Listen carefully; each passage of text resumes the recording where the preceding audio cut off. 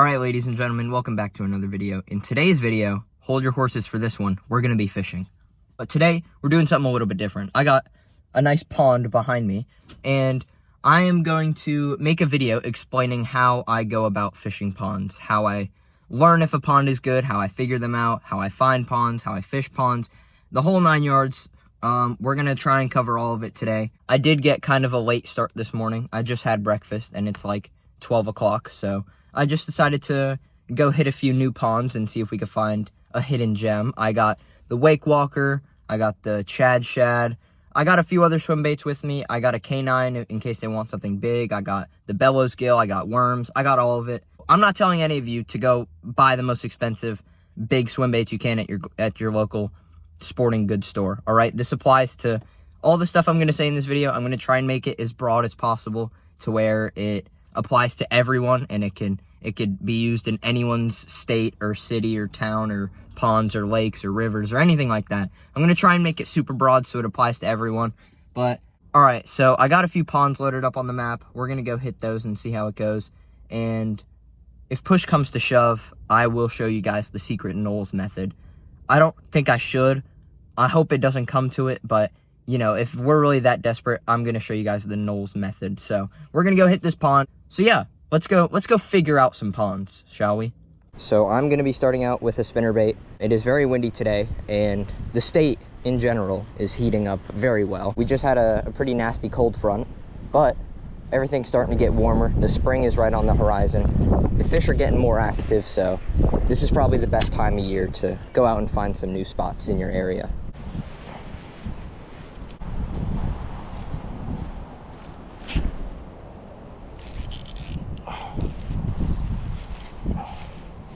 No!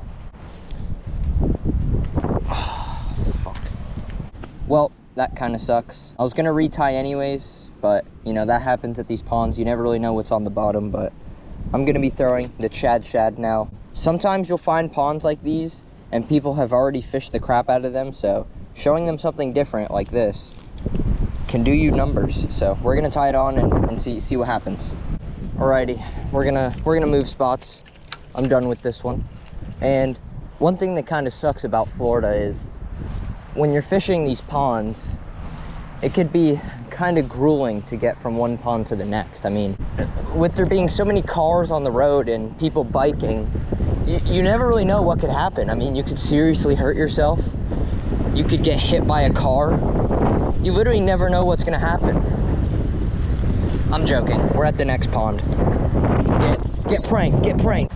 All right, now one thing that I have noticed today is that it is not flat, calm, and sunny. It is pretty cloudy and windy, which is actually something that I enjoy seeing. I think flat, calm, and sunny, you're very limited to what you can throw. I think it's literally just a worm and then maybe something else, but when it's cloudy and windy, you could throw a worm, a spinnerbait, a chatterbait. You could throw a bunch of different things, and a glide is one of my favorite things, or just a big swim bait in general, whether that be a wake bait or a swimmer or anything of the sort. Bigger baits in general, I think, are better to throw in windy conditions. I usually throw really big stuff on windy days, whether that be the Retro Glide or the Depths 250 or any of those baits. I really enjoy throwing on the windy days because I feel like the fish are more lenient to biting them. I feel like the wind kind of distorts how they look at it and how they see it, and usually they think it's smaller than it is. At least that's my experience. I don't know, maybe I'm wrong, but I have caught some really tiny fish on big baits on a super windy day. So I think throwing a bait like this, just a 7-inch glide, I think this is perfect for today. It's super windy, so I think no fish will have a problem getting this, and it'll kind of help me evaluate the fish better. You know, like if they're super aggressive and they want to hit the glide, I think that's kind of what I'm looking for today. And maybe I'll hook a big one. Yeah, that's kind of why I'm sticking towards the swim baits today. Swim baits, wind, clouds go together pretty well.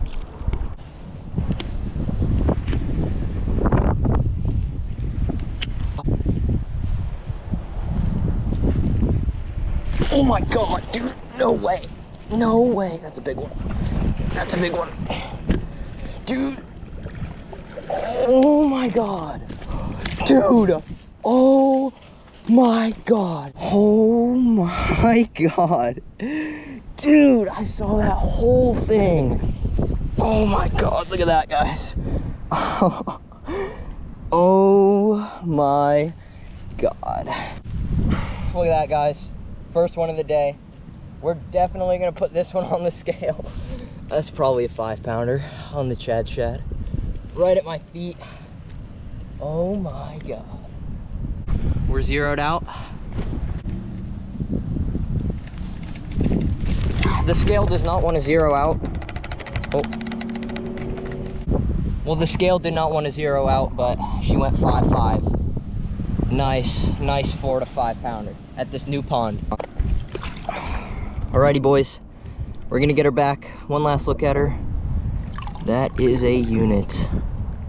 Fat old fish, pre-spawn. These fish are hungry. And they're chewing the glide, apparently. There, she's kicking.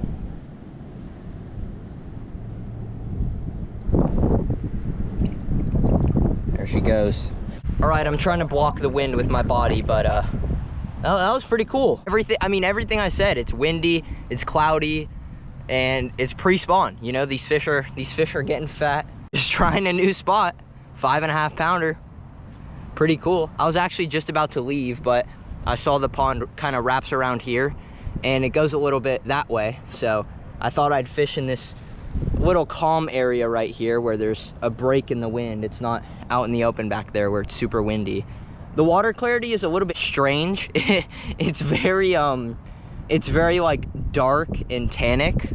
So I was thinking about retying, but thank God that fish found it. That's kind of the fish that I was looking for today. So we're gonna fish this half of the pond. We're gonna fish the rest of it, and then we're gonna come back this way, and then we'll hit up another pond. But hey, this one's definitely on my radar now. Alrighty, boys. So I kind of wanted to talk about that fish a little bit.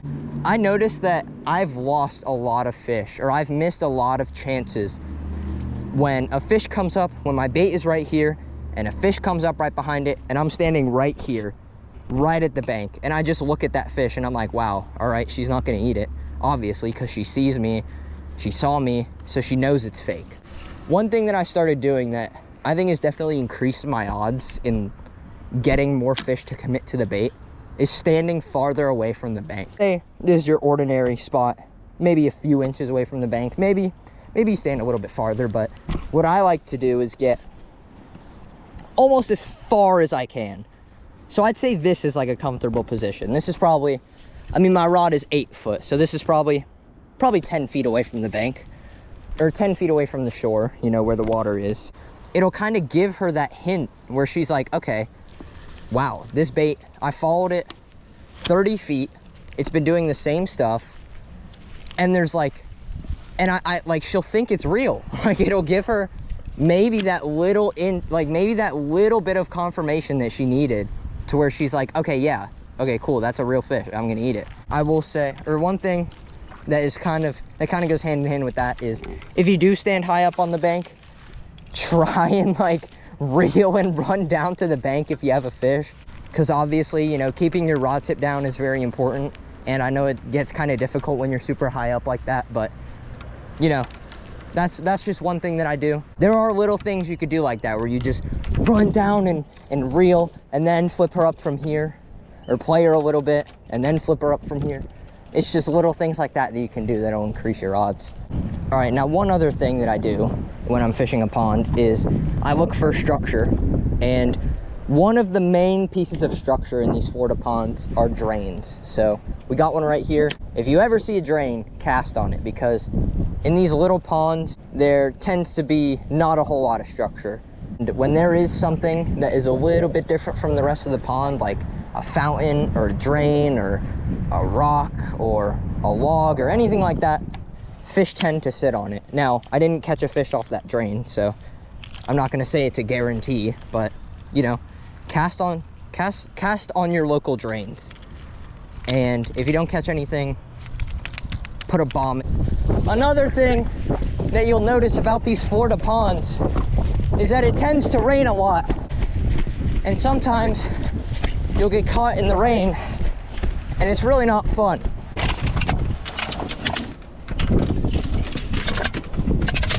All right, ladies and gentlemen, we're back in the car. We fished for probably an hour today. It kind of sucks that we got rained out because, you know, we caught that big one. I fished at that pond for like 20 minutes as well. I was trying to go fast. I was trying to hit all the spots I had on the map today. I didn't know it was gonna rain, so I had like 15 ponds loaded up, ready to go. And then I hit 2 of them. They weren't that good. And then I hit up that one where I caught the big one, and I fished that for probably another 15 minutes after that. And then I left and hit another one, and it wasn't that good, but we did catch one big one, which is awesome. I'm glad we found a new spot, which is my favorite thing ever. We're definitely gonna go back in a future video, but I want to wrap up this video. I did talk about a lot of swim bait oriented type tips and tricks, which I know I said I wasn't gonna do. I know I said that this video was gonna be broad so that everyone can do it. So that's kind of this little section of the video. I want to give you guys 3 tips that I use to find ponds that most likely have fish in them, or what I do to increase my odds in finding a good pond.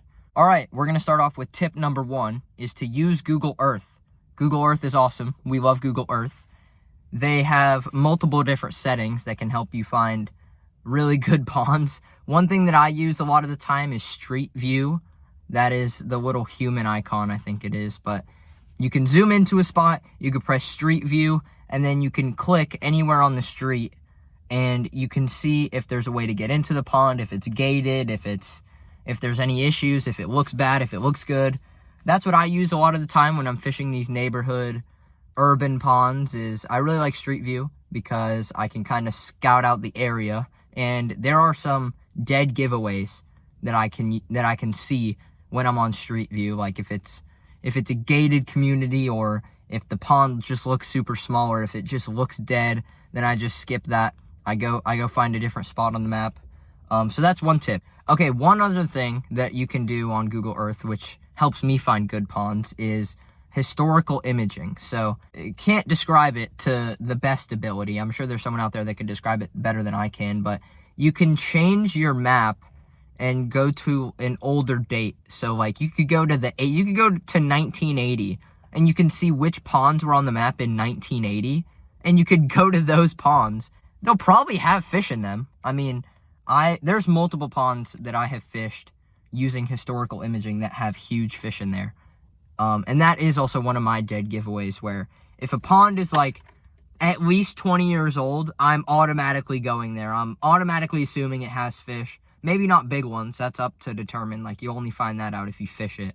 But use historical imaging, use Street View, use Google Earth as a whole. It's amazing. My second tip for you is to go out and fish. I know that's like, how is that a tip, Knowles Fishing? But let me describe it to you. If you find a pond and it looks good, and you fish there for 10 minutes and you don't catch a fish, don't give up. I mean, there are some days that are bad for fishing, and I know that it happens a lot. There are some days where, you know, it may not be the right conditions, or it may not be looking good, or the fishing may be bad.